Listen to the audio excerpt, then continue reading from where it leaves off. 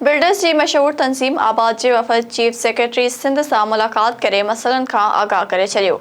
आबाद हैदराबाद जे vice chairman Faraz Hussain Memon चयो आहे त SPCA, HTA ऐं STA में बिल्डर्स खे नुमाइंदगी मिलणु घुरिजे। आबाद जे वफ़द vice chairman engineer Faraz Hussain Memon जी क़यादत में chief secretary Sindh doctor Suhail Rajput सां मुलाक़ात कई।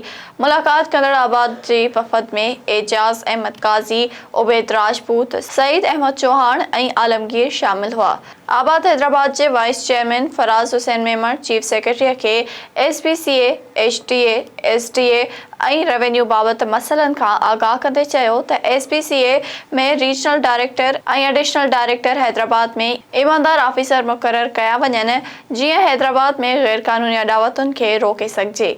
उन मौक़े ते चीफ सेक्रेटरी सिंध बिल्डर्स जा मसइला फ़ौरी तौरु हल करण जी हिदायत कंदे चयो आहे त DG SPCA, HTA, STA ऐं DC खे ख़त लिखी बिल्डर्स जा मसइला हल करण जी हिदायत कई वञे।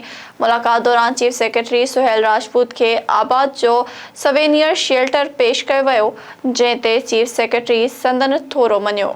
उन्हीअ दौरान एजाज़ अहमद काज़ी चीफ सेक्रेटरी खे आबाद सब रीजन आबाद जी ऑफिस जे दौरे जी दावत पिणु ॾिनी, जेका चीफ सेक्रेटरी क़बूल करे वरिती आहे।